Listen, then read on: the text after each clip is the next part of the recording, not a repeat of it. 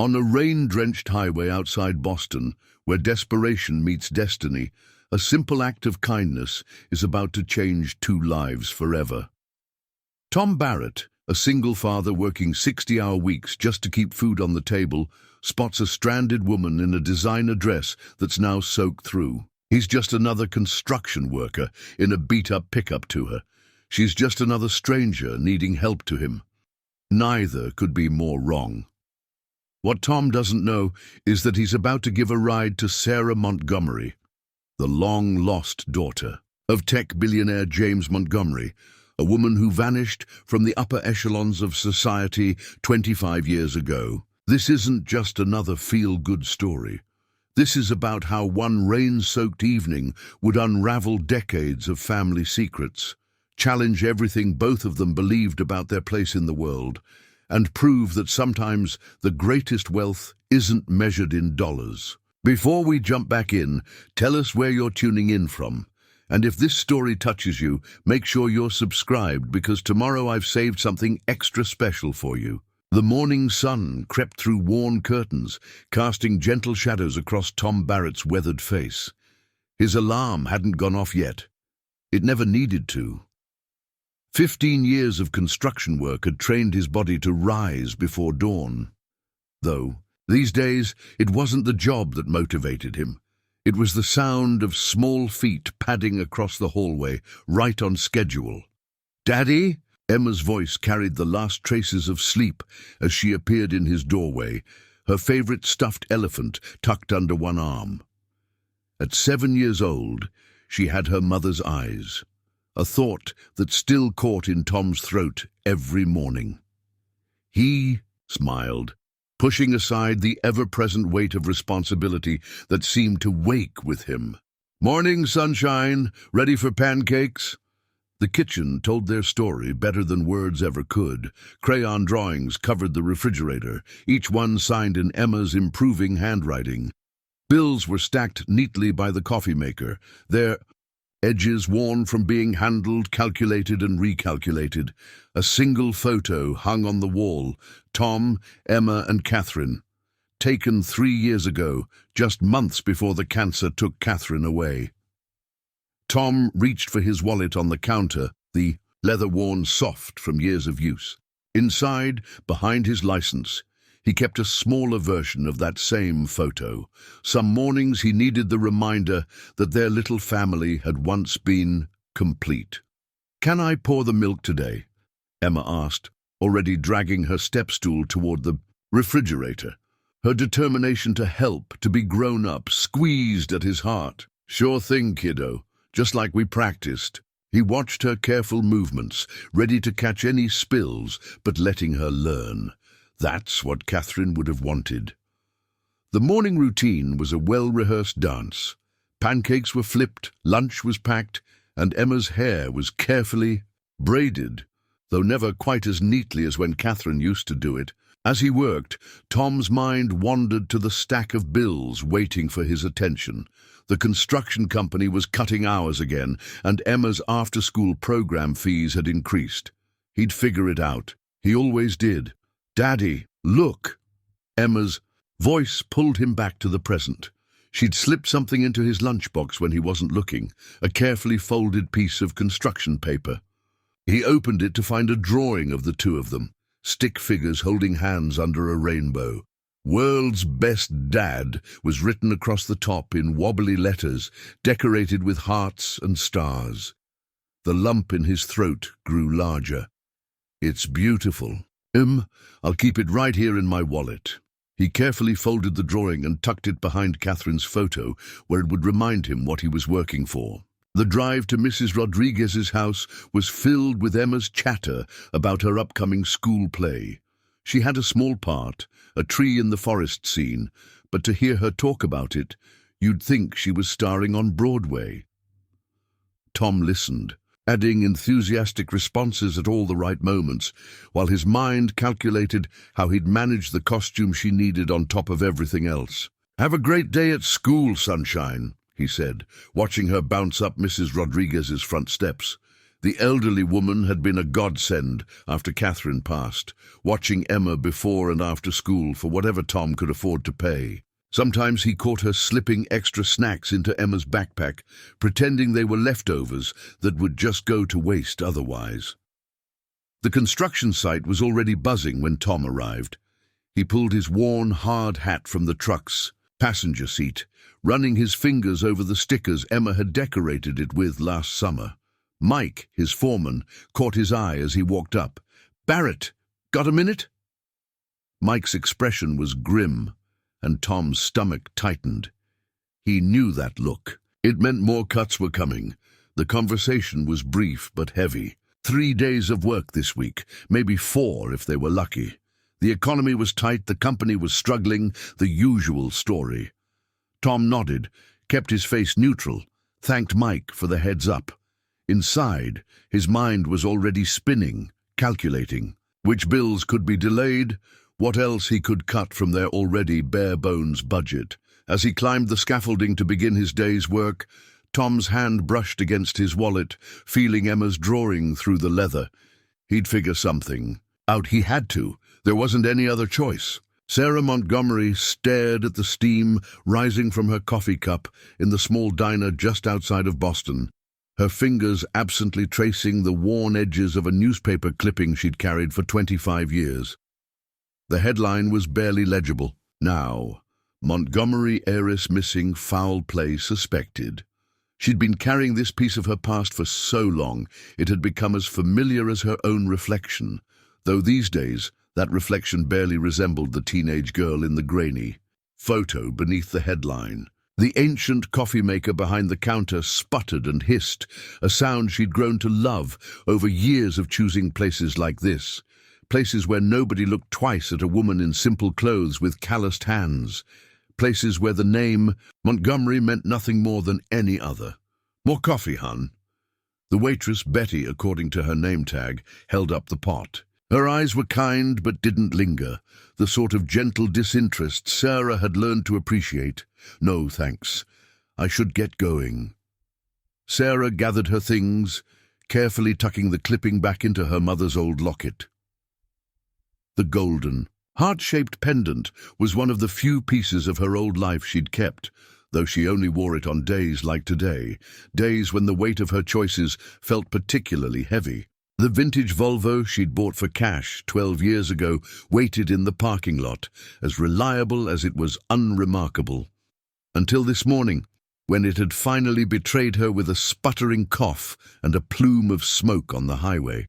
She'd managed to coast it into a mechanic's shop, but the diagnosis wasn't good. The repair would take days and cost more than she'd budgeted for the entire month.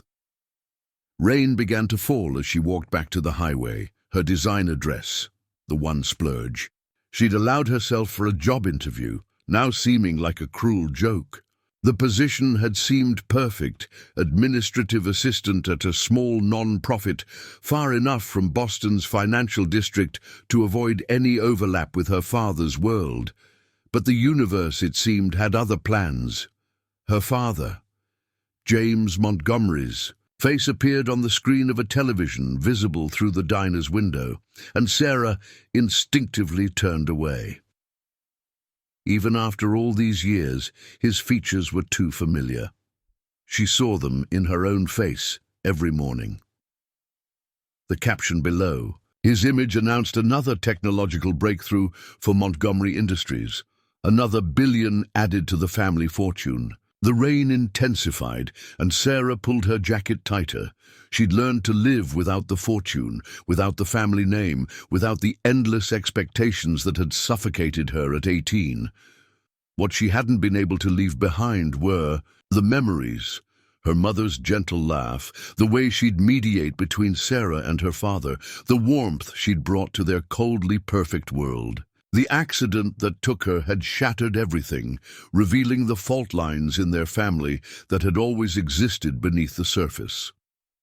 A passing truck sprayed water across her legs, and Sarah couldn't help but laugh at the absurdity of her situation. 25 years of carefully constructed independence, of building a life where she answered to no one, And here she was, stranded and soaked, wearing a dress that cost more than she usually allowed herself to spend in a month. The sound of another vehicle approaching made her turn, thumb half raised. She'd never had to hitchhike before, had been raised with warnings about the dangers of trusting strangers. But desperate times called for desperate measures, and something about the old pickup truck slowing down struck her as solid, dependable, like its driver, whose concerned expression showed no sign of recognition. Just another good Samaritan, probably seeing nothing more than a woman in need of help. As the truck came to a stop, Sarah caught her reflection in its passenger window. The rain had destroyed her carefully styled hair, washing away the polish she'd put on for the interview. She looked nothing like a Montgomery now, nothing like the girl who'd once graced society pages and whose disappearance had spawned a dozen conspiracy theories. She looked, she realized, with an odd sense of peace, exactly like herself. Sarah, just Sarah, who worked hard, lived simply, and had built a life out of choices that were entirely her own. As she reached for the truck's door handle, the locket bounced against her chest, a familiar weight carrying the fragments of her past. The irony wasn't lost on her. Here she was, about to get into a stranger's truck, carrying proof of her own disappearance next to her heart. The windshield wipers kept steady time as Tom's truck pushed through the rain. He'd turned the heat up when he noticed his passenger shivering, though she'd tried to hide it. The silence between them was surprisingly comfortable, broken only by the occasional directions she provided to the mechanic's shop where her car waited. "Thank you again," Sarah said, her hands wrapped around the coffee he'd insisted on buying from a drive-through window. The receipt lay forgotten on the dashboard, a small reminder of kindness between strangers. "I'm sure this isn't how you plan to spend your evening." Tom glanced at her, noting how she held herself, straight-backed, but not stiff, like someone who'd learned to carry themselves carefully through life. "No trouble. Couldn't leave you out there in this weather. My daughter would never forgive me if she found out." Something in Sarah's expression softened at the mention of his daughter. "How old is she?" 7 going on 30. Tom chuckled, the warmth in his voice unmistakable. "Emma. She's got this thing about helping people. Last week she tried to start a neighborhood cat rescue in our garage. Had to explain why we couldn't keep all 6 strays she'd found." Sarah's laugh was genuine, unexpected even to herself. "Sounds like she keeps you busy." "That she does." Tom's phone buzzed in the cup holder, Emma's smiling face lighting up the screen. "Speaking of..." He answered through the truck's Bluetooth. "Hey, sunshine." "Daddy!" Emma's voice filled the cab. "Mrs. Rodriguez made tamales. Can we have some for dinner, please? She says she made extra on purpose." Tom caught Sarah hiding a smile. "That's very nice of her, Em. Did you thank her?" "Of course, and I helped roll them. Well, I helped with 2 of them. Mine look kind of funny, but Mrs. Rodriguez says they have character." "I'm sure they're perfect," Tom assured her. "I'll be a little late tonight, okay? I'm helping someone whose car broke down." There was a pause on the other end. "Is it a nice someone?" This time Sarah couldn't hide her laugh, and Emma's gasp was audible. "Is that them? Hi, Daddy's friend. Are you okay? Did your car get sick? My daddy's really good at helping. He fixed my bike last summer when it got sick."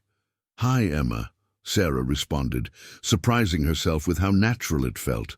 "Yes, my car got a little sick, but your dad's been very kind. And you're right, he's really good at helping."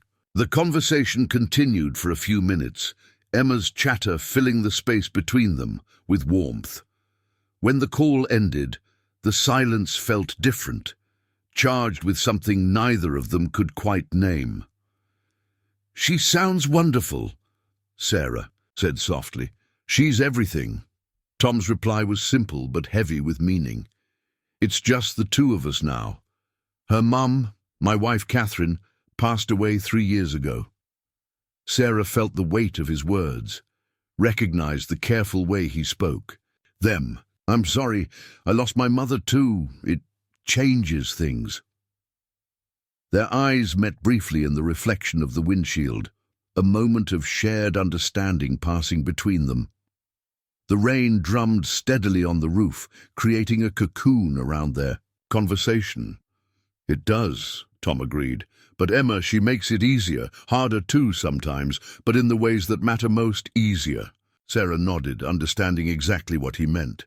"Because you have to keep going, keep choosing to see the good things." Like tamales with character.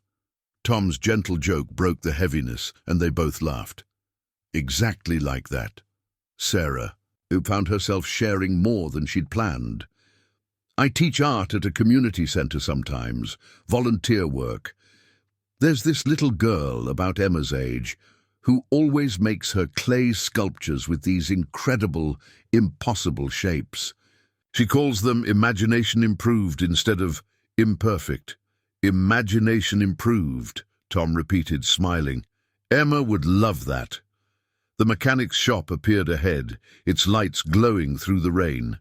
Tom pulled into the lot, but neither of them moved to get out immediately. The receipt on the dashboard had begun to curl at the edges, marking time spent in unexpected company. "Listen," Tom started, then hesitated. Something about this moment felt important, balanced on the edge of possibility. "Emma and we usually get pizza on Fridays. Nothing fancy, just this little place near our house. If you're still in town tomorrow—" Sarah's heart did an odd little skip. "I'd like that," she said, before her usual caution could stop her. "I'd like that very much." The motel room wasn't much, but it was clean and dry. Sarah sat on the edge of the bed, her mother's locket open in her hands. The small television droned in the background, its blue light casting shadows across the wall. She'd almost turned it off when her father's face appeared in a news segment, but something made her stop. Tech billionaire James Montgomery made headlines today after announcing a breakthrough in renewable energy technology. The anchor's voice filled the room. But sources close to the family say the Montgomery patriarch's health has been declining, leading to speculation about the future of Montgomery Industries. Sarah's fingers tightened around the locket. The camera zoomed in on her father's face, and she could see it now. The slight tremor in his hands, the way his suit seemed to hang a bit looser on his frame. He looked older than his 72 years. While Montgomery has maintained his trademark innovative spirit, the reporter continued, questions remain about succession plans, particularly given the mysterious disappearance of his only heir, Sarah Montgomery, 25 years ago. An old photo of her flashed across the screen, 18 years old, wearing a blue silk dress at her debutante ball. She barely recognized herself. The girl in the photo had perfectly styled hair and practiced smile and eyes that couldn't quite hide their desperation. Sarah touched her face, feeling the laugh lines she'd earned since then, the character that life had carved into her features. Her phone buzzed with a text from Tom. "Emma wants to know if you like pepperoni on your pizza. She's very concerned about getting the order right tomorrow." A smile tugged at her lips, even as guilt churned in her stomach. She looked at the photo in her locket, her mother and father on either side of her at her high school graduation. Her mother's smile had been real that day. Her father's had been distracted. He'd been on his phone most of the ceremony, dealing with a company crisis. "Love pepperoni," she texted back, then added, "Emma has excellent taste in pizza toppings." 3 dots appeared immediately. "She's very pleased with herself now. Says she knew you'd be a pepperoni person." "Apparently that's the best kind of person to be," Sarah laughed, the sound echoing in the empty room. The contrast between this simple, warm exchange and the formal world she'd left behind couldn't have been starker. In her old life, dinner plans involved reservations made months in advance, dress codes, and conversations measured carefully for political and social impact. The news segment shifted to footage of Montgomery Industries' latest charitable initiative, a children's hospital wing dedicated in her mother's name. Sarah's breath caught. She hadn't known about this. The camera panned across a bronze plaque, the Elizabeth Montgomery Children's Center, where hope takes flight. Her mother had always wanted to build a children's hospital.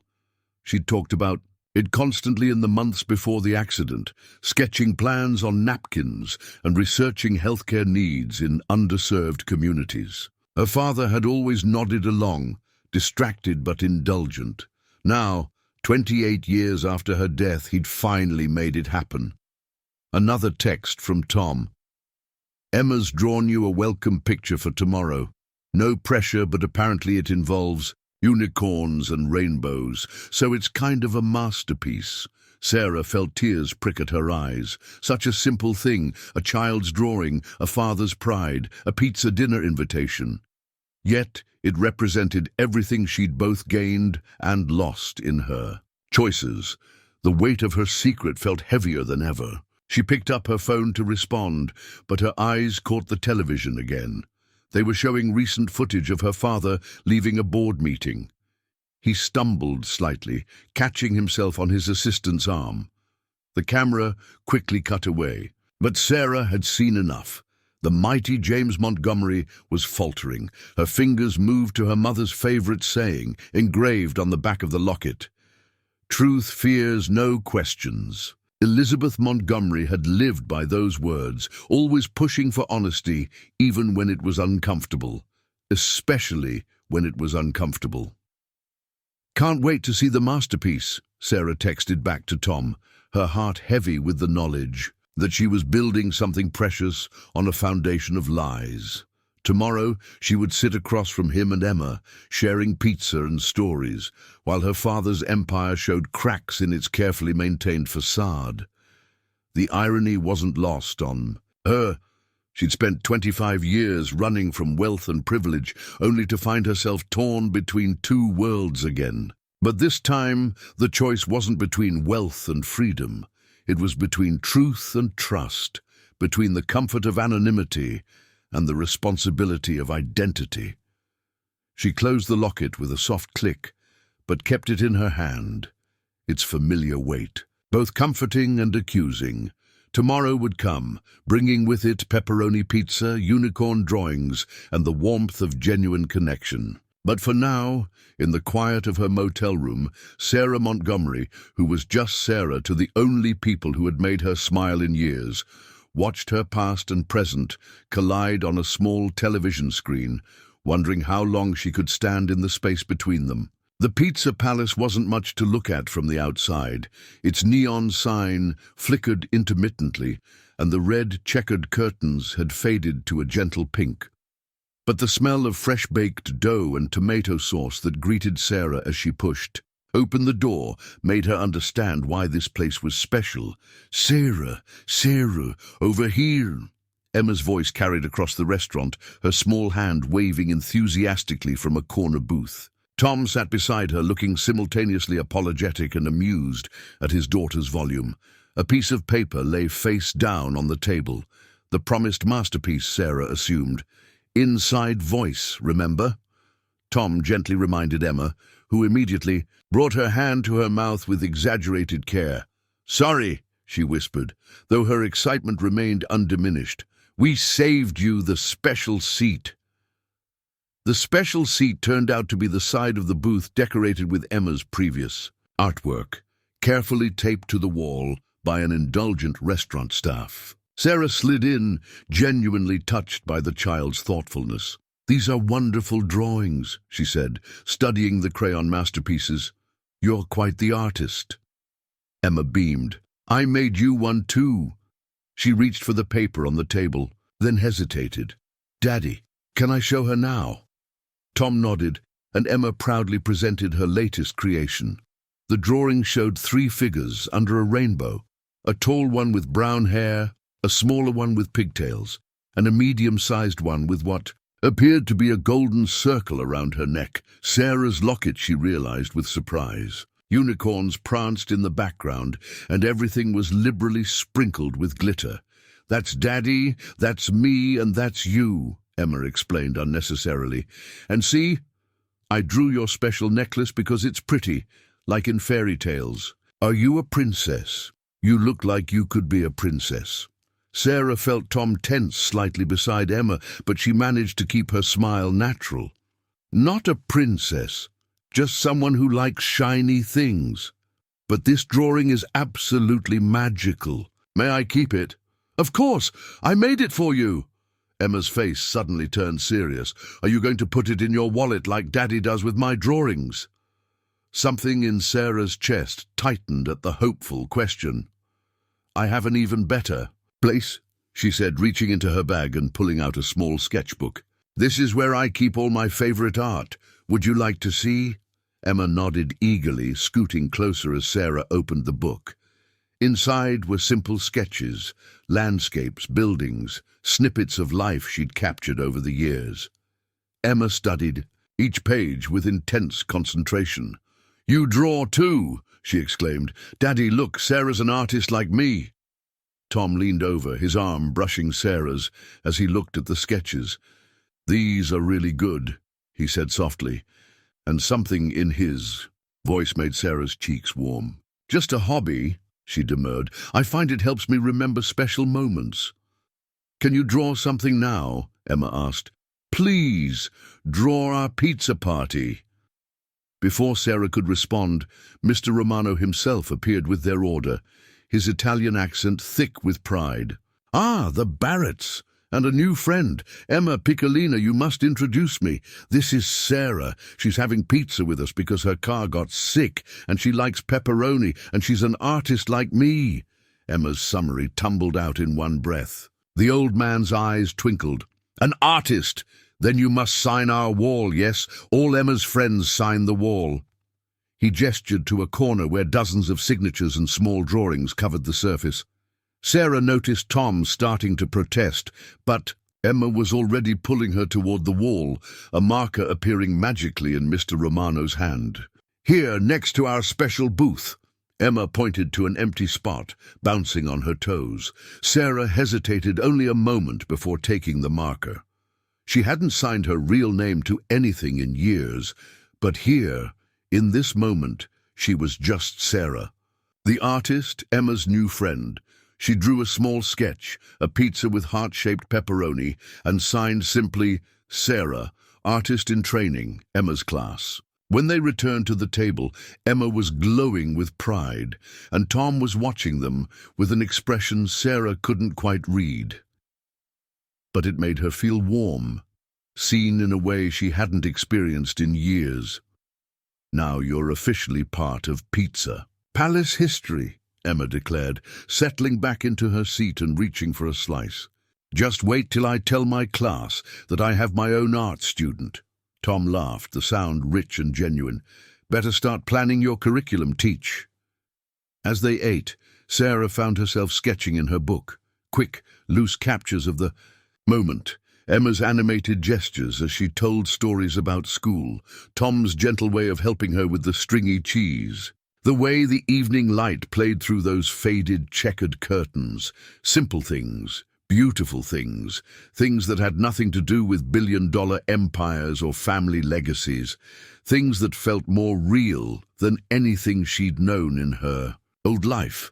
Emma's drawing sat carefully protected between the pages of her sketchbook, a bright reminder of how the simplest connections could be the most precious and the most dangerous to lose. The old Montgomery family photo album lay hidden in the false bottom of Sarah's suitcase, its leather binding cracked with age. After dinner, back in her motel room, she found herself pulling it out for the first time in months. The weight of it in her lap felt like both comfort and accusation. The first page showed the mansion's grand staircase, where a formal family portrait was taken every Christmas. In each successive photo, she could track the changes, her mother's smile growing more strained, her father's posture becoming increasingly rigid, her own eyes losing their light year by year. Image is everything, Sarah, her father's voice echoed in her memory. The Montgomery name carries weight, responsibility. You can't just do whatever you please. She turned the page to her 18th birthday gala. There she was, wearing a dress that cost more than most cars, surrounded by people she barely knew. Her father stood beside her, one hand gripping her shoulder, guiding or restraining, she was never quite sure. Her phone buzzed, startling. A text from Tom. "Emma's finally asleep.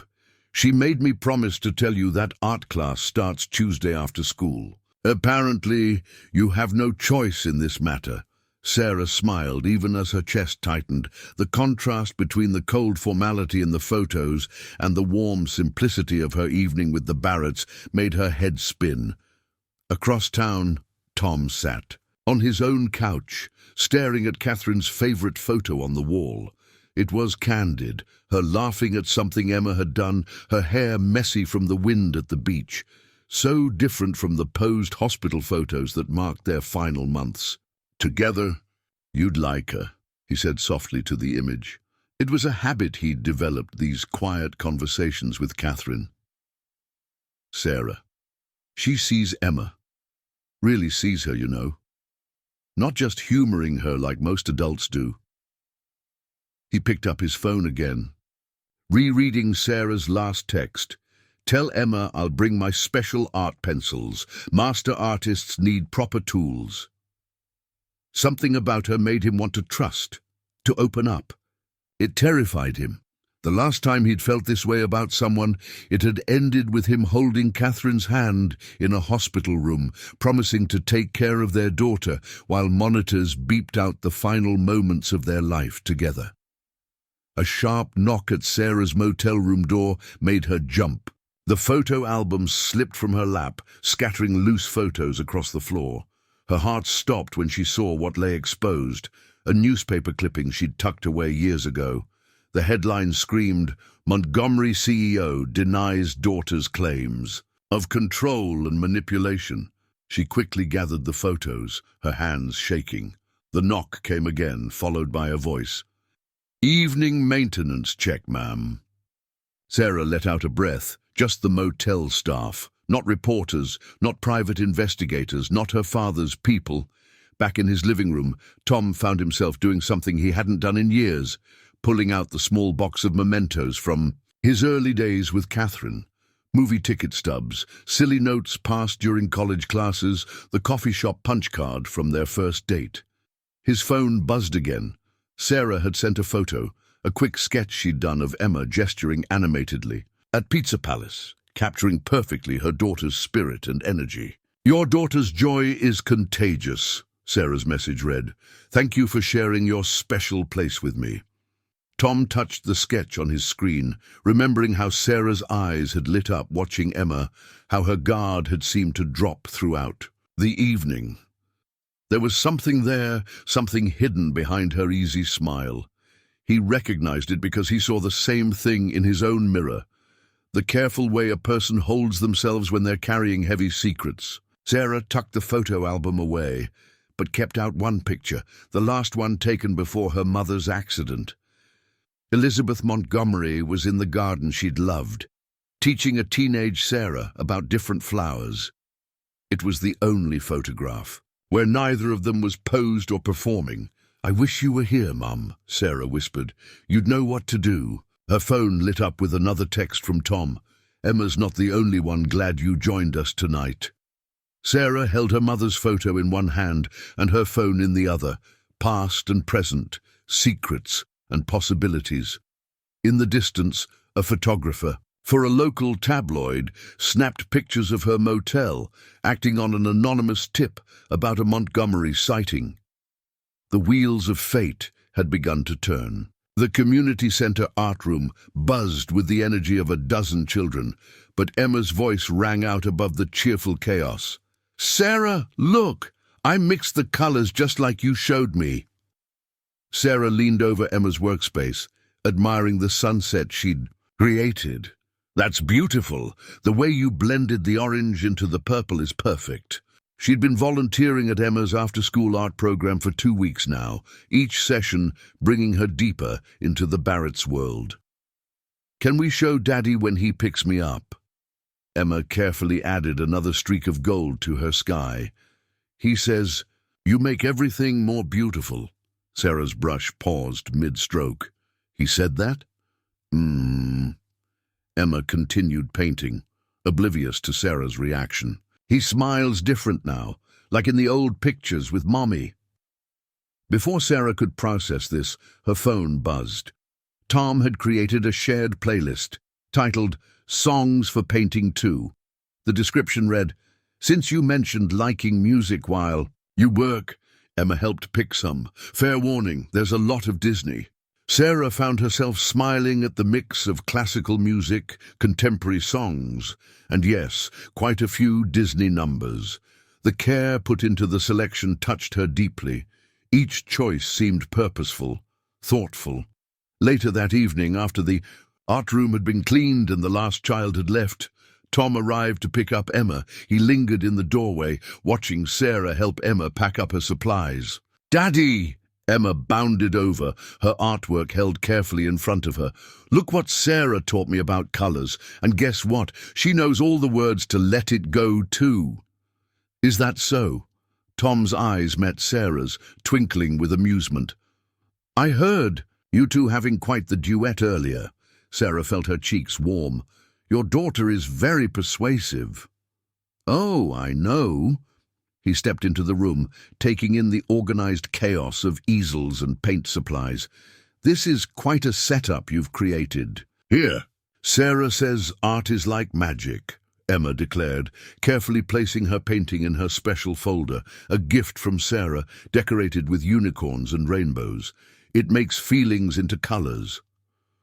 "Speaking of magic," Tom said, "Mrs. Rodriguez made her special enchiladas tonight. She always makes too much. If you're not busy," Emma gasped in delight. "Yes, Sarah, please come. Mrs. Rodriguez makes the best enchiladas in the whole world, and she taught me to say delicioso, just right, and breathe, sunshine." Tom laughed, but his eyes stayed on Sarah, hopeful. Sarah looked at them, this father and daughter who had somehow slipped past her carefully constructed walls. "I'd love to." The walk to their house was short, filled with Emma's chatter about her artwork and her plans for their next lesson. She walked between them, occasionally taking both their hands to swing herself forward, creating a picture of family that made Sarah's heart ache with its simplicity. Mrs. Rodriguez was waiting on her porch next door, her knowing smile making Sarah wondered just how accidental the extra enchiladas were. "Ah, Sarah, the art teacher Emma cannot stop talking about. Come, come, they're still hot." Dinner was served on mismatched plates in the Barrett's small kitchen, where Emma's artwork covered every available surface. The newest addition was a family portrait that made Sarah's breath catch. She was in it, standing next to Tom, while Emma stood between them. "Sorry about that," Tom said softly, noticing her gaze. "She's got quite an imagination." "No," Sarah found herself saying. It's perfect." After dinner, Emma insisted on showing Sarah her room, proudly displaying the art corner they'd set up together. Tom watched from the doorway as Sarah helped Emma organize her growing collection of supplies, their heads bent together over a color wheel, both laughing at some shared joke.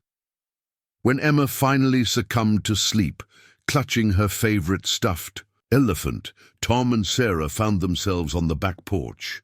The evening air was cool, filled with the sound of crickets and distant traffic. "Thank you," Tom said quietly, "for everything you've done with her. Art was always Catherine's thing. I never knew quite how to encourage it." Sarah looked at him in the soft porch light. "She makes it easy. She sees the world with such open eyes." "Like her mother." Tom's voice was soft. "Catherine would have loved you." The words hung between them, heavy with meaning. Sarah's hand found her locket, a nervous habit. "Tom, He turned to face her, and suddenly the space between them seemed both vast and microscopic. "I know there's something you're not telling me," he said gently. "We all have our secrets, our scars, but Sarah, whatever they are, they don't change what I see when I look at you." Sarah felt tears prick at her eyes. "And what do you see?" His hand found hers, warm and solid and real. Someone who makes everything more beautiful just by being herself. The kiss, when it came, tasted of enchiladas and possibility. It felt like coming home to a place she'd never been before, like finding something she hadn't known she was looking for. Later that night, alone in her motel room, Sarah would pull out her sketchbook and add a new drawing, not of the kiss, but of the moment before it. The way Tom had looked at her, like she was something precious and real. The way she had felt, for the first time in 25 years, completely and utterly herself. She didn't know that across town, Tom was adding a song to their shared playlist, Perfect by Ed Sheeran. The note attached read simply, "This played on the radio the night. I gave you a ride. Seems like more than luck now." Sarah knew something was wrong the moment she pulled into the community center parking lot.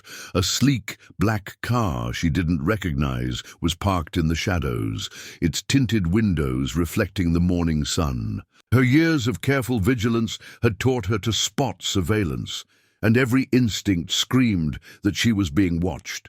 She almost turned around, almost drove away. But she could see Emma through the art room windows, already setting up her easel, pigtails bouncing as she moved. The sight anchored her, reminded her of what she'd be leaving behind if she ran. The art room was their sanctuary, full of half-finished paintings, the smell of tempera paint, and children's laughter. But today, even here, Sarah could feel eyes on her. A man she'd never seen before lingered by the drinking fountain, his casual stance too studied to be natural. A woman in the parking lot was spending far too long checking her phone. "Sarah!" Emma's voice cut through her paranoia. "I drew something special for you." Sarah forced a smile, pushing down her anxiety. "Let's see it, sweetheart."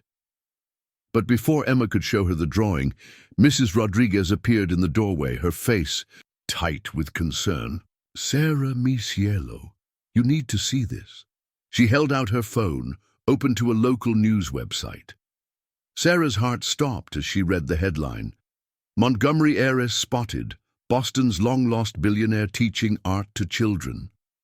Below was a photo of her helping Emma with a painting taken through the art room window. The article was time-stamped 10 minutes ago. "They're saying you're some rich person's daughter," Emma said, peering at the phone. Her voice held confusion, but also something else, hurt. "But that's silly, right? You're just our Sarah." Sarah's hands trembled as she reached for her locket. "Emma, honey, I need you to—" The sound of car doors slamming cut her off. Through the windows, she could see more vehicles arriving. News vans, photographers, curious onlookers. The sanctuary was breached. Her phone buzzed. Tom's name flashed. On the screen, along with a stream of messages. "Sarah, are you seeing this? The guys at work showed me the article. Are you okay? Emma's with you, right? I'm on my way."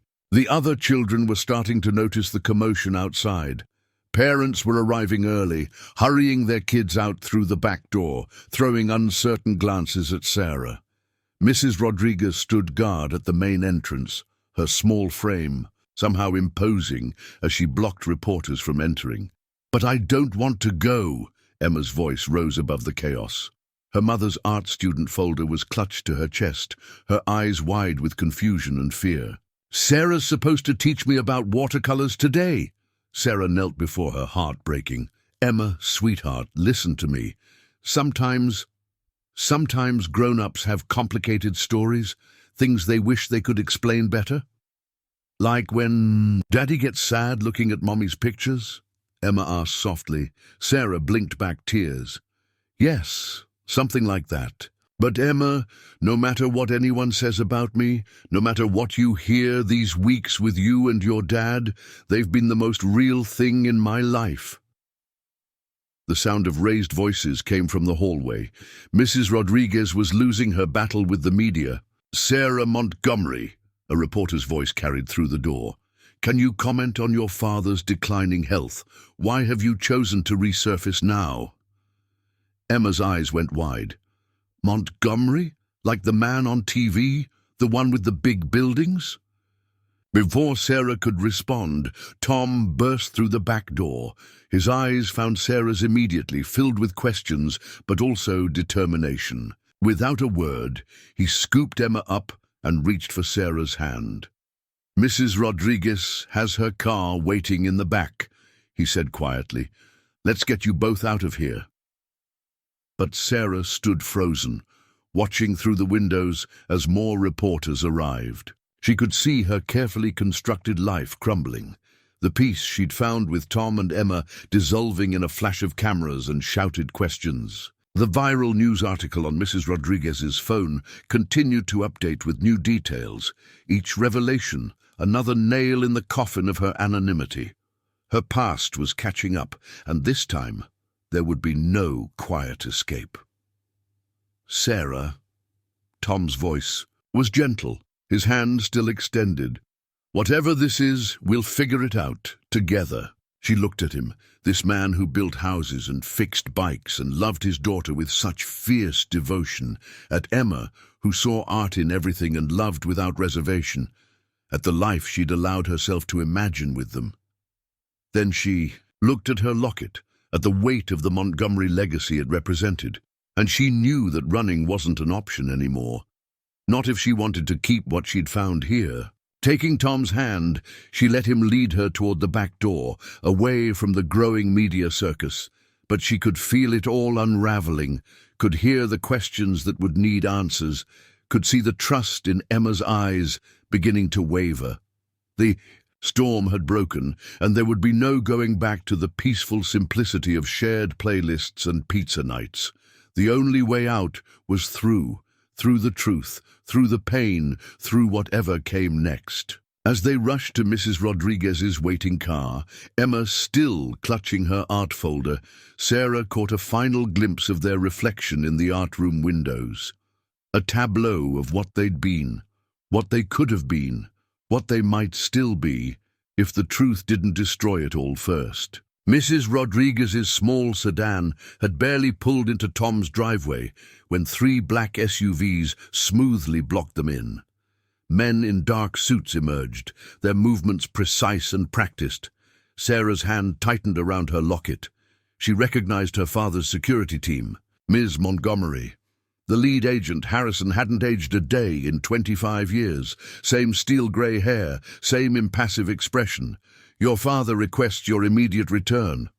Tom stepped forward, positioning himself between the suits and his family. "I think you need to back off and let the lady make her own choices." Harrison's eyes flicked to Tom, dismissing him in a glance. "Mr. Barrett, I presume. Construction foreman, widower, currently 3 months behind on your mortgage." He produced a thick manila envelope. "Montgomery Industries is prepared to be generous in exchange for your discretion regarding Ms. Montgomery." The envelope hung in the air between them. Sarah watched Tom's face, saw the muscle ticking in his jaw, the way his shoulders tensed. They both knew what that envelope contained. Enough money to pay off his house, set up Emma's college fund, erase every financial worry he'd ever had.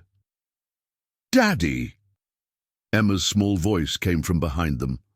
"Why are there scary men at our house?" Sarah felt something snap inside her. She stepped forward, drawing herself up with a grace she hadn't used in decades. When she spoke, her voice carried the weight of the Montgomery name she'd tried so hard to escape. "Harrison, you can tell my father that if he wants to talk, he can come himself, not hide behind his checkbook and his security team. Miss Montgomery, given your father's condition—" "His condition?" Sarah's laugh was bitter. "The condition he developed after driving my mother to her grave with his obsession, with control. That condition?" Emma gasped softly, and Sarah immediately regretted her words. She turned to find the girl watching her with wide eyes, clutching her art folder like a shield. "You really are the princess from TV," Emma whispered. But, you lied to us." The hurt in her voice cut deeper than any of Harrison's implied threats. Tom moved to comfort his daughter, but she backed away from all of them, tears welling in her eyes.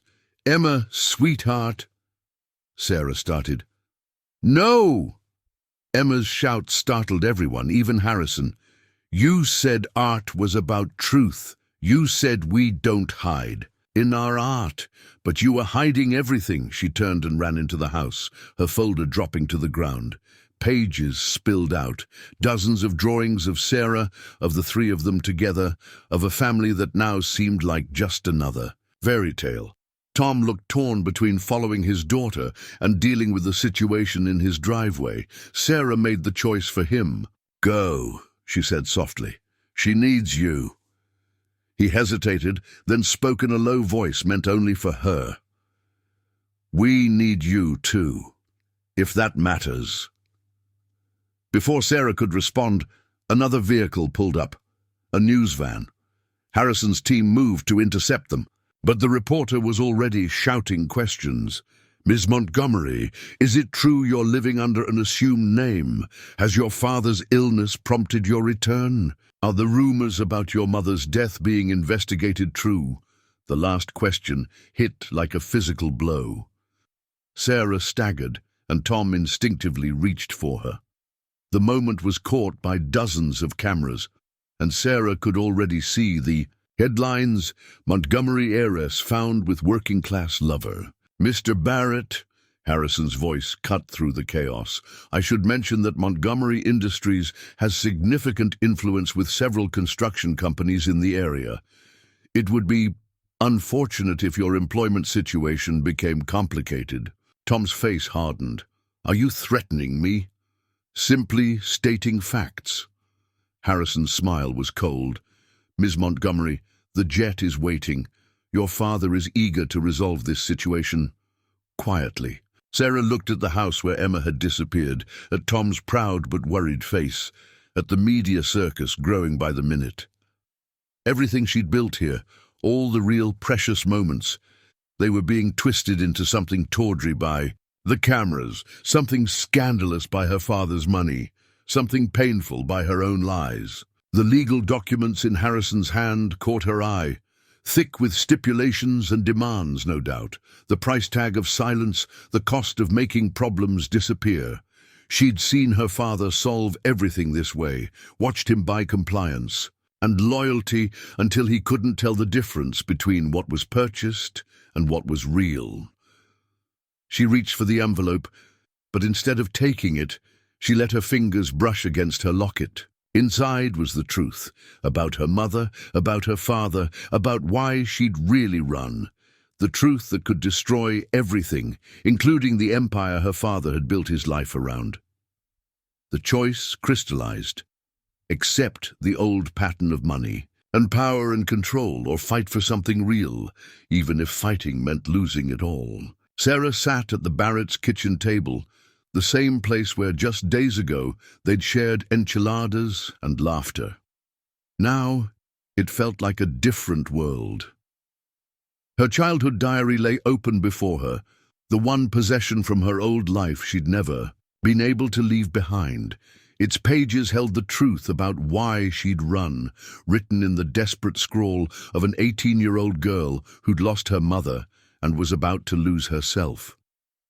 Tom stood by the sink, his posture rigid, processing everything she'd just told him. Through the window, Harrison's team maintained their vigilant watch of the house. The media vans had multiplied, their satellite dishes pointed skyward like accusing fingers. So, Tom finally spoke, his voice carefully controlled. Your mother's accident wasn't an accident. Sarah's fingers traced the diary's worn pages. She was going to leave him, take me with her. She'd found evidence of what he'd done to build his empire, the people he'd destroyed, the lives he'd ruined. She was gathering proof, planning to expose everything. She swallowed hard. The brake lines in her car were tampered with. The investigation was buried under mountains of Montgomery money and influence. And you've carried this alone for 25 years. The tenderness in Tom's voice nearly broke her. I didn't have proof, just her notes, her suspicions, and what I'd overheard. I was 18, terrified, watching my father transform his grief into even more ruthless business practices. So I ran. She closed the diary. And I kept running. Upstairs, they could hear Emma's muffled sobs through her bedroom door. Mrs. Rodriguez was with her, but she'd refused to see anyone else. She feels betrayed, Tom said quietly. We both do. But Emma, she gave you her whole heart, Sarah. You were more than just her art teacher. I never meant to hurt her, either of you. Sarah stood, moving to the window. Everything I felt, everything we shared, it was real, the most real thing in my life. Real enough to trust us with the truth. Before she could answer, her phone buzzed. A text from Harrison. Your father's condition is deteriorating. Time is running out. As if on cue, the TV in the living room, still running news coverage, switched to a live feed of James Montgomery being helped into a car, his once commanding frame now stooped and frail. I have to see him, Sarah said, the words surprising her even as she spoke them. Not because he's demanding it, but because... She touched her locket. Because my mother would want me to face this, to end it. Tom moved closer, close enough, that she could feel his warmth but not touching. What are you going to do? The right thing. She turned to face him. The thing I should have done 25 years ago. But Tom, it's going to get ugly. What's going to come out about my father, about Montgomery Industries? It could bring down the whole company. And you think I care about that? His voice rose slightly. Sarah, I build houses with my hands.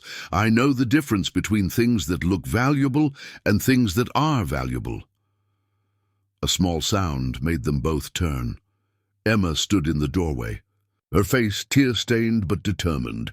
In her hands, she held her art student folder. You said, her voice wavered but steadied, you said art is about truth, about showing who we really are inside. Sarah knelt down to Emma's level, respecting the distance the child maintained. I did say that, and I broke my own rule. I wasn't brave enough to show who I really was. Emma opened her folder and pulled out a drawing, the one she'd made the night of their first pizza dinner.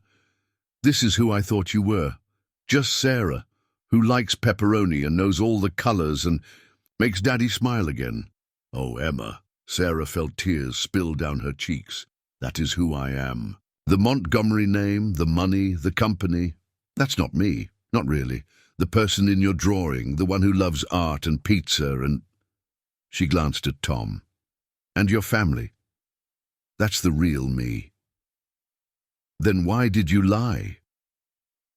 Because I was scared.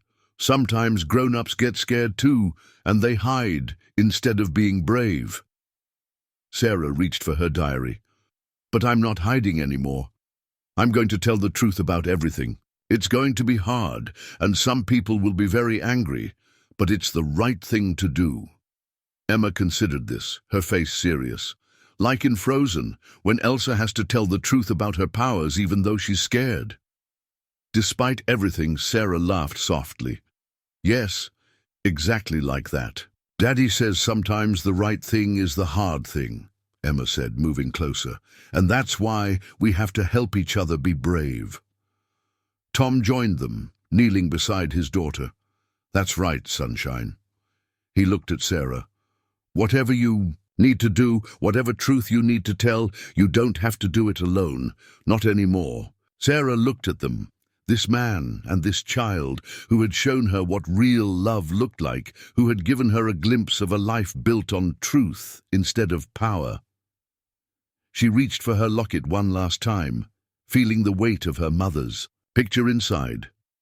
Together then, she said softly, and for the first time in 25 years, the words felt like a promise instead of a fear.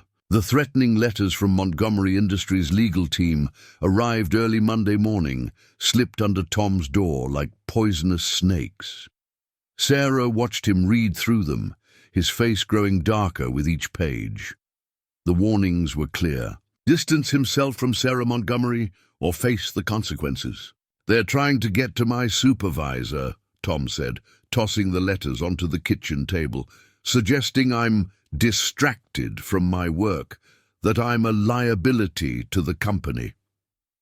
He ran a hand through his hair. They're not wrong about the distracted. Apart, hard to focus when there are reporters hiding in your bushes. Sarah looked out the window at the media encampment that had taken over their quiet street. Mrs. Rodriguez had taken Emma to school through the back alley, but even there, photographers had tried to follow them.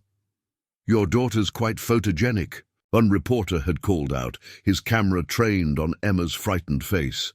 "Care to comment on what it's like to suddenly have a billionaire's daughter in your life?" Tom had nearly punched him. Only Sarah's hand on his arm had stopped him. Now, watching him read through the legal threats, Sarah felt the weight of what she'd brought into their lives. "I should go," she said quietly. "Give them time to lose interest." "Running again?" Tom's voice was gentle but firm. "I thought we agreed to face this together." Before she could respond, his phone rang.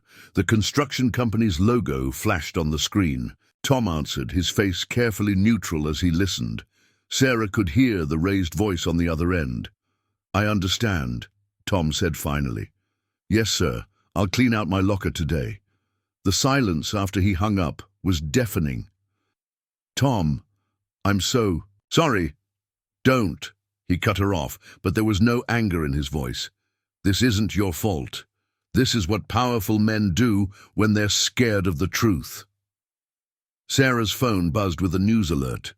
Her father had released a public statement. "My daughter's recent behavior is a result of emotional instability following her mother's tragic death. Montgomery Industries is prepared to provide her with the best psychiatric care available once she returns home." The words hit her like physical blows. This was his strategy: paint her as unstable, discredit her before she could reveal what. She knew it was the same tactic he'd used on her mother.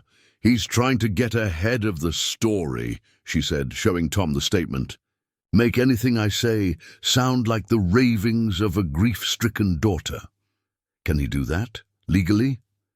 He doesn't need to do it legally. He just needs to create doubt. She touched her mother's locket. It's what he did 25 years ago. The investigators started asking questions about the brake lines, and suddenly there were stories about Mom's depression, her erratic behavior. Tom's phone buzzed again. Emma's school. The reporters had found their way there too. The principal was concerned about the disruption. "I'll pick her up," Tom said, already reaching for his keys. "I'm coming with you." He looked at her, surprised. "You sure? There'll be cameras?" Sarah squared her shoulders. "I'm done hiding. Emma needs to see that." The drive to school was tense. Reporters followed them, cameras flashing at every stoplight, but when they pulled up to the school, something unexpected happened.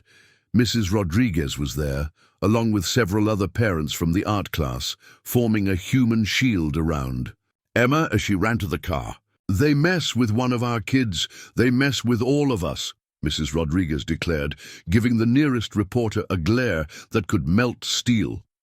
Emma climbed into the back seat, her face brightening when she saw Sarah. "You came too." "Of course." "I did, sweetheart." Sarah turned to face her. "I promised no more hiding, remember?" "I told Jenny you're not crazy like they said on TV," Emma announced. "I said you're the sanest person I know because you understand about mixing colors and why sometimes we need to paint outside the lines." Sarah felt tears prick her eyes, out of the mouths of babes. Tom's hand found hers across the console, squeezing gently. Through the windshield, they could see more reporters arriving, drawn by the commotion.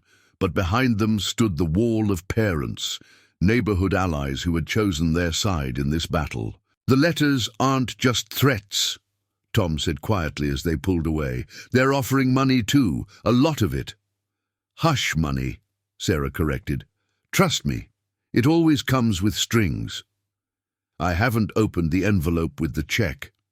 He glanced at her. "But I'll admit, knowing Emma's college fund just vanished with my job."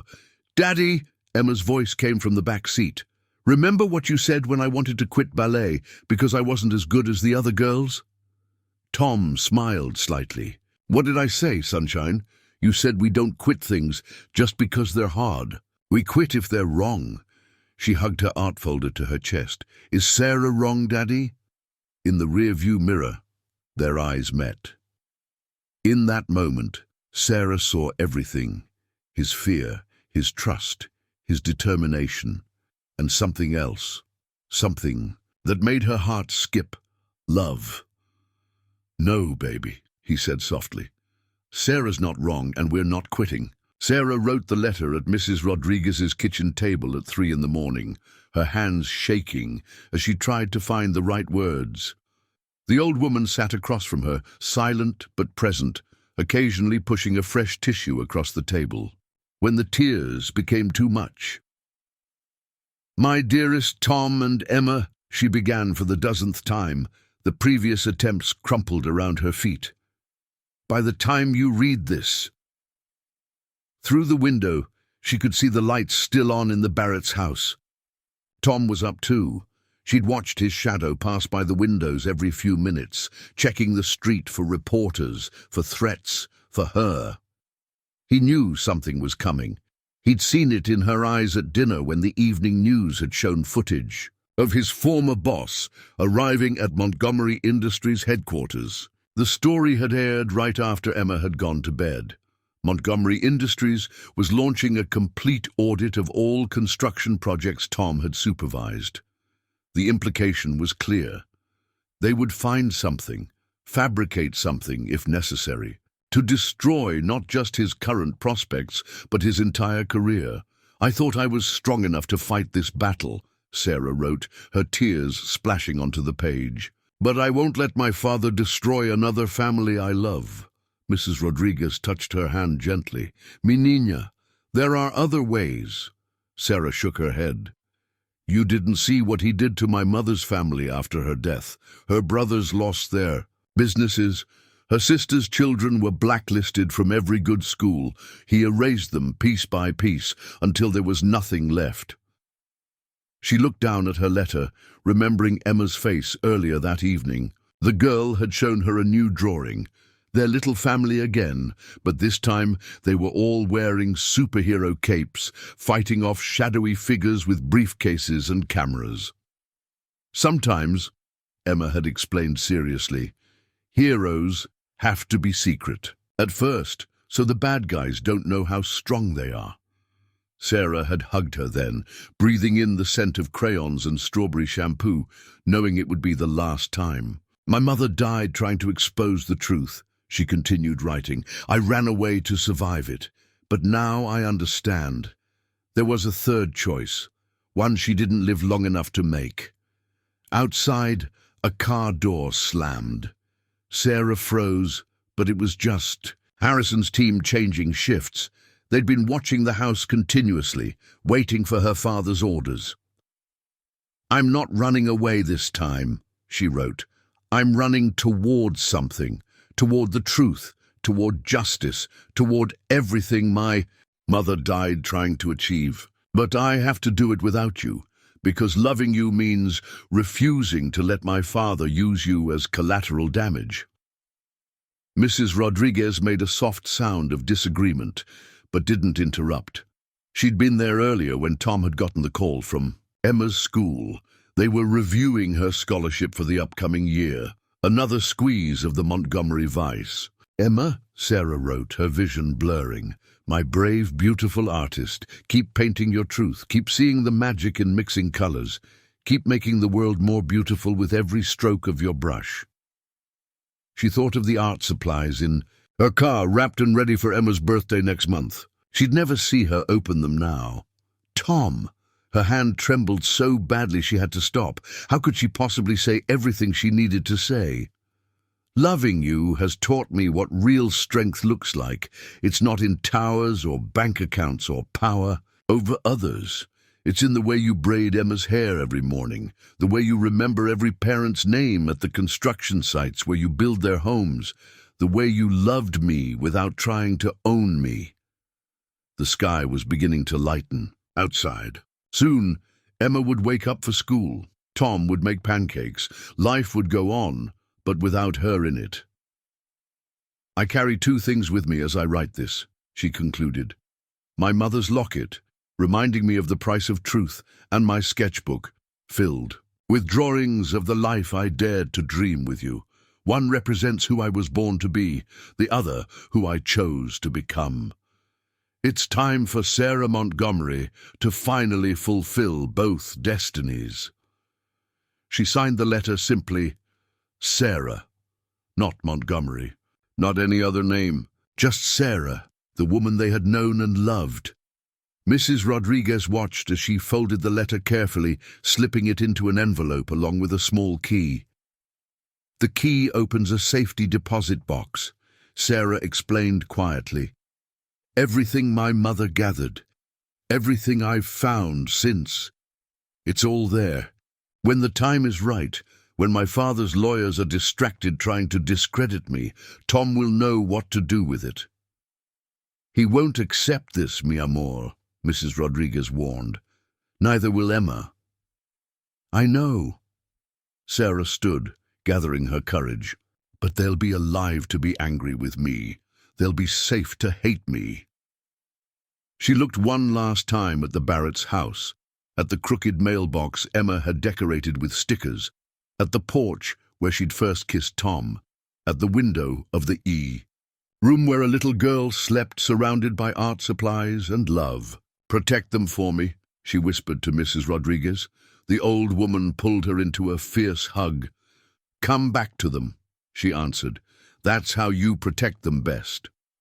Sarah slipped out into the pre-dawn darkness, her letter propped against Mrs. Rodriguez's coffee pot, where Tom would find it when he came looking. Behind her, she left her heart in a house with mismatched plates and crayon masterpieces on the walls, hoping that someday they would understand that leaving was her final act of love. The Montgomery Industries building stretched toward the sky like a glass and steel monument to power. Tom stood in its shadow, Sarah's letter folded in his pocket, her safety deposit box key clutched in his hand. The contents of that box had told him everything he needed to know, about Elizabeth Montgomery's death, about the empire built on destroyed lives, about a daughter's 25 years of carrying an impossible truth. Sir, the security guard at the desk eyed his worn work boots and faded jeans. Do you have an appointment? Tell James Montgomery that Tom Barrett is here. He kept his voice steady. Tell him I'm here about his daughter. The guard's hand moved toward his phone, but before he could make the call, Harrison appeared from a side door. Mr. Barrett. The security chief's face was expressionless. I'm afraid Mr. Montgomery is not taking visitors. Then he can listen while his lawyers explain why every major news outlet just received copies of his wife's original investigation. Tom held up his phone. The emails sent 5 minutes ago. Elizabeth Montgomery left quite a paper trail before her accident. Harrison's mask cracked slightly. Without another word, he led Tom to a private elevator. The trip to the top floor was silent, but Tom's mind was anything but quiet. He thought of Emma, safe with Mrs. Rodriguez, clutching the sketch Sarah had left behind. He thought of Sarah, who had tried to fight this battle alone for so long. He thought of Catherine, who had taught him that love sometimes meant fighting, even when you might lose. The elevator opened directly into James Montgomery's office. The man himself stood at the floor-to-ceiling windows, his reflection showing a face aged more by power than time. He didn't turn around. Come to negotiate, Mr. Barrett. Name your price. I'm not here for money. Tom stepped forward. I'm here because your daughter thinks the only way to protect people she loves is to run away from them, just like her mother. Thought the only way to protect her was to gather evidence in secret. Montgomery turned then, his face tightening. You know nothing about my wife. I know she was gathering proof of your corporate raids, your destroyed competitors, your buried environmental reports. I know she planned to expose it all, not for revenge, but because she believed you could still choose to be a better man. And what? Montgomery's laugh was bitter. Sarah shared her mother's melodramatic theories with you over pizza dinners and art classes. No. Tom pulled out his phone, opening the files from the safety deposit box. She left these to protect me and my daughter. She's so much like her mother, trying to protect everyone else, carrying the burden alone. Something flickered in Montgomery's eyes at that. Elizabeth always took on too much. And then she died in a car crash. Convenient timing. Montgomery moved faster than Tom expected, closing the distance between them. You dare! Your own mechanics flagged the brake line issue, Tom cut in. The report's right here, along with the payoff receipts. Elizabeth found it all, documented it all, and now Sarah has spent 25 years carrying that knowledge, loving you enough not to destroy you with it, but unable to live under your control. Control? Montgomery sank into his chair, suddenly looking every one of his 72 years. I was protecting her. The world is a harsh place. The world is harsh because men like you make it harsh. Tom's voice rose. You want to protect Sarah. Then let her live. Let her love. Let her be the person her mother raised her to be, not the heir you tried to shape. And I suppose you know what's best for my daughter, a construction worker who can't even keep his job. I know she smiles when she teaches art to children. I know she cries at Disney movies and puts extra sprinkles on her ice cream. I know she carries her mother's locket, not as a reminder of power, but of love. Tom leaned forward. Do you even remember what Sarah looks like when she's truly happy? The question seemed to hit Montgomery physically. He turned to a photo on his desk, Sarah at 18, posed and proper at some society function. Next to it was a newspaper photo from last week, Sarah laughing with Emma at the art center, her face open and radiant. The board meets in an hour, Montgomery said finally, his voice quiet. They'll want answers about these allegations. They'll get them. But right now I want to know, what kind of man do you want Sarah to remember as her father? The one who destroyed everyone she loved, or the one who finally chose to do the right thing? Montgomery stared at the two photos for a long moment. Then he reached for his phone. Harrison, call the board and find my daughter. Tell her... He looked at Tom. Tell her it's time I listened to her mother's voice again. Sarah found the final letter from her mother exactly where Elizabeth had said it would be, behind the loose brick in the garden wall where they'd once planted roses together. For 28 years it had waited there, protected in a waterproof case, its secrets preserved like a time capsule of truth. The Montgomery mansion's garden was overgrown now, the roses long dead. But as Sarah knelt by the wall, Tom beside her, she could almost smell their sweet fragrance from her childhood. You didn't have to come, she said softly, turning the envelope. Over in her hands, its seal was unbroken, marked with her mother's distinctive monogram. Yes, I did. Tom's hand rested gently on her shoulder. You've read enough hard truths alone.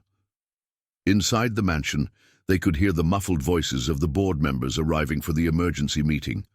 Harrison had found Sarah at Mrs. Rodriguez's house, where she'd been saying goodbye to Emma. His message from her father had stopped her from leaving town. My darling Sarah, she read aloud, her voice trembling. If you're reading this, then I wasn't strong enough to finish what I started. Or perhaps, and this frightens me more, your father's influence proved too powerful to overcome. Tom's hand tightened on her shoulder as she continued. The evidence I've gathered isn't just about business dealings or corporate raids. It's about the moment your father lost his soul. When he chose power over love, control over trust. The accident that's likely taken my life wasn't ordered by him directly. He's too clever for that. But his culture of loyalty, his system of rewards and punishments, created men who knew what he wanted before he had to ask. Sarah paused, wiping tears from her eyes. The hardest truth, my dear heart, is that your father truly believes he's protecting us. Protection, in his mind, means control. Love to him is ownership. I stayed too long trying to change him, and in doing so, I failed to protect you from becoming another possession in his collection. Through the garden windows, they could see James Montgomery in his office, standing with his back to the room, staring at something in his hands. But you, my Sarah, you're stronger than I was. You have my heart, but your own spirit. When you read this, remember, the truth isn't a weapon, it's a light. Use it not to destroy, but to illuminate. Your father's empire was built in shadows. Perhaps, with the courage I know you possess, you can help him find his way back into the light. The letter ended with a final revelation.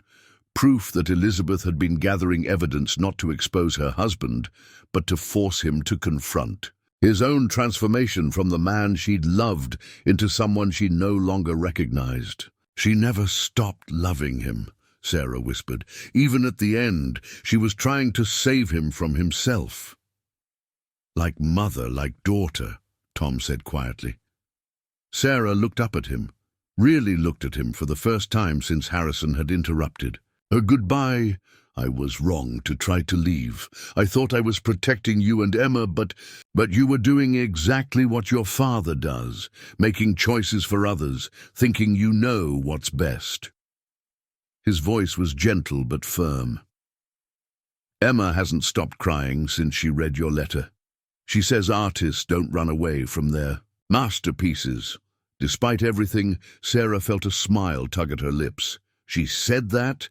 She also said that if you leave again, she's going to paint your entire car with glitter glue so you can't sneak away in the dark.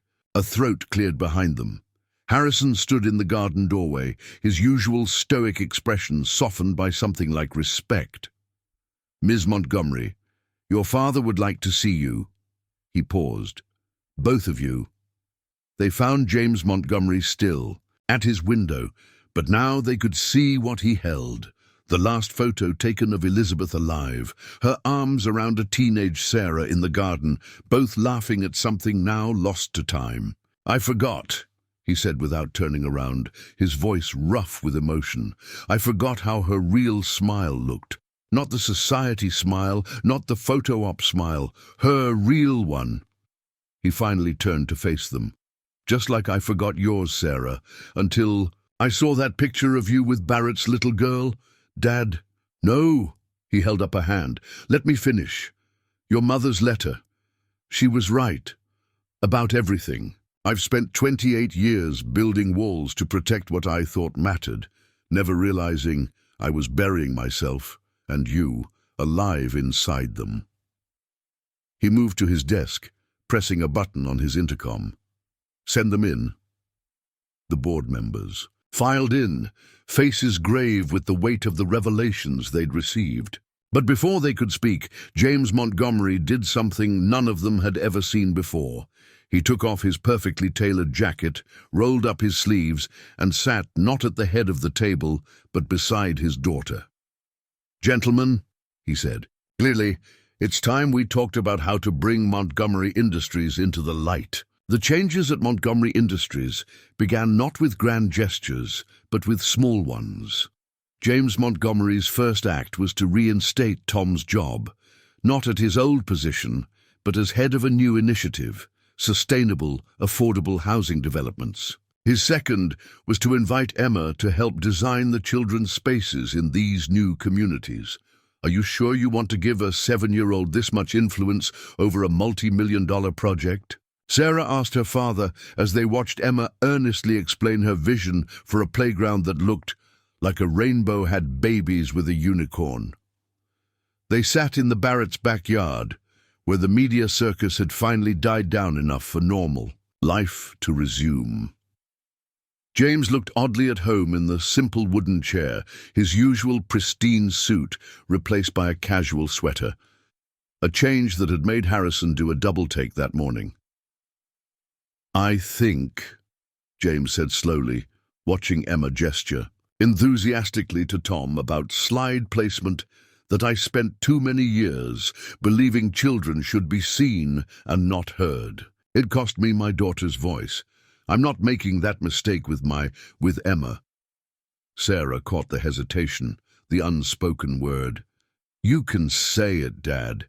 She's practically your granddaughter." "Am I ready for that title?" He turned to her, a face uncertain in a way she'd never seen before. "I wasn't exactly Father of the Year." "No," Sarah agreed, touching her mother's locket. "But Mum's letter was right. The truth isn't just about exposing darkness, it's about finding our way back to light." A delighted squeal interrupted them as Emma discovered the art supplies James had brought, professional-grade materials that made Sarah's eyes widen. "Grandpa James!" Emma called out, making both Sarah and James start at her casual use of the title. "Come see, these colors are even better than the ones at school." James stood, smoothing his sweater with shaking hands. "I don't know much about art," he admitted. "That's okay," Emma said with the infinite patience of a child teaching an adult. "Sarah can show us both. She's the best art teacher ever, you know. Except when she tries to run away, but Daddy says we fixed that part." Tom choked on his coffee, but Sarah just laughed. "Your daddy is very wise," she said, meeting Tom's eyes across the yard. "Indeed he is," James murmured, watching their exchange, with a mix of regret and hope. "Sarah, about Barrett, about Tom." "Dad." Sarah's voice held a warning. "No, let me finish. I was going to say, he reminds me of how I used to be, before the money, before the power, when I still knew the difference between protecting someone and controlling them." Emma had spread her new art supplies across the picnic table, creating a colorful chaos that would have once made James Montgomery twitch. Now he simply rolled up his sleeves and asked, "Where would you like me to start?" "First," Emma said seriously, handing him a brush, "you have to promise to paint what you feel, not what you think others want to see." Sarah's breath caught at the familiar words. She'd said the same thing to Emma in their first art class. James seemed to understand the weight of the moment. "I promise," he said solemnly, accepting the brush like a scepter of responsibility. Tom moved to stand beside Sarah, his arms slipping naturally around her waist. "Your mum would love this," he said softly. Sarah nodded, unable to speak, as she watched her father carefully follow Emma's instructions on brush strokes and color. Mixing. On the table before them lay an old family photo Sarah had brought from the mansion, one showing Elizabeth in her beloved garden. They were painting it together, Emma adding her trademark sparkle, while James painstakingly tried to capture his wife's smile. "I think," Sarah finally managed, "she somehow knew this would happen. Not the details, but the healing. That's why she left the letter where she did. In the garden where we were happiest, not in the house where we were perfect." "Smart woman," Tom observed. "Must be where you get it from." "The board meeting's tomorrow," Sarah said, her hand finding her locket. "Everything changes." "Not everything." Tom turned her to face him. "Some things just grow stronger." In the fading evening light, as James Montgomery learned the art of imperfect beauty from a 7-year-old teacher, Sarah looked at the family she'd found and the father she was finding again. Her mother's words echoed in her mind. The truth isn't a weapon, it's a light. And here, in this backyard, where love was measured not in stock portfolios, but in crayon masterpieces, that light was finally breaking through. The blueprint spread across the Barrett's kitchen table was unlike anything Tom had ever worked with. Instead of simple housing plans, this was a vision of community. Parks integrated with affordable homes, art spaces woven between family units, and at its center, a memorial garden dedicated to Elizabeth Montgomery. "The Elizabeth Montgomery community," Sarah said softly, her finger tracing the garden's outline. "A place where families can grow together, not just live together." Tom studied her face in the morning light streaming through the window. She'd been up all night working on this, her artistic talent merging with her newly embraced Montgomery resources to create something entirely new. "It's incredible," he said honestly. "But Sarah, This is your inheritance. Are you sure you want to pour it all into this? She looked up at him, seeing the conflict in his eyes. The same pride that made him such a wonderful father and builder was wrestling with the reality of her wealth. Since the board meeting last week, when James Montgomery had officially named her his successor and primary heir, things between them had gained a subtle tension. Actually, she reached into her bag, pulling out another set of papers. I want us to build it together, as equals. Tom took the documents, his construction foreman's eyes quickly scanning the details. It was a partnership agreement. Sarah's inheritance would fund the project, but the construction and management would be split equally between them. I can't match your investment, he said quietly. I don't have that kind of money. No, Sarah agreed, touching his hand. But you have something more valuable. You know how to build not just houses, but homes. You understand what families need because you've put Emma first every day of her life. That's worth more than any trust fund. As if summoned by her name, Emma burst into the kitchen, still in her pajamas, clutching her latest masterpiece. Look what I made for the garden. The drawing showed a fountain in the shape of a giant paintbrush, with children playing in the colorful streams of water. Sarah and Tom exchanged glances. It was actually brilliant. Dad, can we really build that? Sarah said anything I designed could maybe be in the for-real garden. Tom knelt to examine the drawing more closely, his professional eye automatically calculating angles and materials. You know what, Sunshine? I think we could, with some engineering help. I might know someone, Sarah smiled. Dad's been asking how he can be more involved without taking control. This could be perfect. James Montgomery had been different since the board meeting. The public revelation of Elizabeth's letter, rather than destroying him, had somehow freed him. Montgomery Industries was transforming under his new leadership style, one that prioritized community impact alongside profit. Speaking of Dad, Sarah said, pulling out her phone, he sent me something this morning. Emma, come see this. It was a photo of James in his pristine office, but now alongside the formal business awards hung a framed crayon drawing. Emma's portrait of their expanded family, complete with Grandpa James wearing a rainbow tie. He really put it up, Emma beamed. See, Daddy, I told you rich people can learn to love art too. Tom laughed, but Sarah saw the lingering worry in his eyes. Later, after Emma had run off to plan more fountain designs, she confronted it directly. You're afraid the money will change us, she said. Change you. I've spent 7 years making sure Emma never felt less than anyone else because we had less, Tom admitted. Now we have a chance to help other families do the same, Sarah finished. She pulled out one final document, a deed to their current house. I had this drawn up yesterday. The house stays in your name. This is your home, Tom. Our home, if you'll have me. No mansions, no moving, no changing what makes this place special. Tom stared at the deed, then at the blueprint with its carefully planned community spaces. You'd really choose this over penthouses and private jets? I choose family over fortune, Sarah said, just like my mother tried to. The difference is I have something she didn't, a partner who builds things to last. She reached for her locket, but Tom caught her hand, pulling her close instead. Speaking of things that last, he reached into his pocket, revealing a small, simple ring.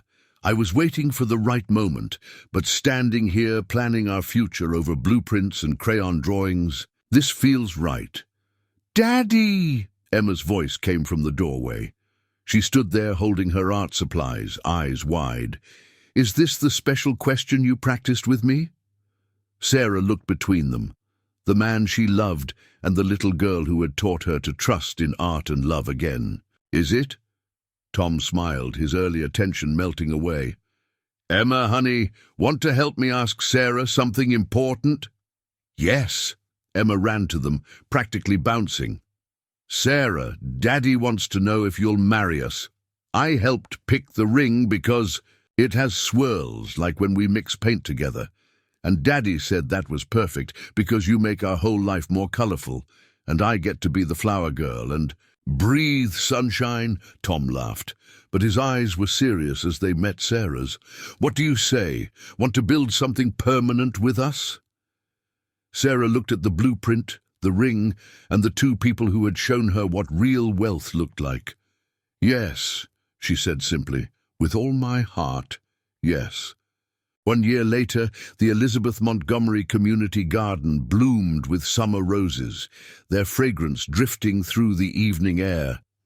Emma's fountain centerpiece, refined but never diminished by the engineering team, sent streams of rainbow-colored water dancing against the sunset sky. Children played while parents gathered on benches, all of them residents of the affordable homes that now surrounded this peaceful space. Sarah stood in her mother's favorite spot, now marked by a simple plaque, "Where truth blooms, love grows." She wore a simple white dress, her mother's locket resting against her heart. The wedding would be here, in this garden where past and present had finally found their peace. "The roses look perfect," James said, approaching quietly. He looked softer now, his former sharp edges worn smooth by a year of learning to be a father again, and discovering the unexpected joy of being a grandfather. "Your mother would love this." "She does love it," Sarah corrected gently. "She's here in every bloom." From the community center across the street came the sound of laughter.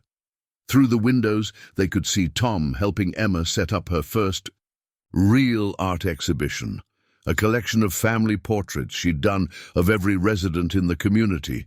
Her talent had grown with her confidence, nurtured by both Sarah's teaching and James's newfound enthusiasm for imperfect beauty. "Ready for the rehearsal?" James offered his arm. "I've been practicing my walk. Harrison's been quite the coach, though he'll never admit to helping me." Sarah laughed, picturing her father's stoic security chief counting steps with James Montgomery in his office. Harrison had surprised them all this year, revealing a hidden talent for event planning that made him the obvious choice for wedding coordinator. The small wedding party gathered in the garden. No society photographers, no business elite, just family and true friends. Mrs. Rodriguez dabbed her eyes as Emma demonstrated her flower girl walk for the 10th time, her basket filled with rose petals from the garden. Tom stood at the end of the aisle, somehow looking both nervous and completely at peace. "Sarah," Emma ran up, her flower girl dress swishing. "Look what Grandpa James helped me make for tomorrow." She held up a framed picture, a family portrait done in oils, her first attempt with the medium. It showed all of them together, Tom and Sarah in their wedding clothes, Emma between them throwing flowers, Mrs. Rodriguez and Harrison in the background, and James standing proud but humble, one hand resting on Emma's shoulder. "See," Emma pointed to the details. "I use this special gold paint for your locket, and look, there's Mommy Catherine watching from the sky and Grandma Elizabeth in the roses, because you said love doesn't end, it just changes shapes." Sarah knelt, careful of her dress, and hugged her soon-to-be official daughter.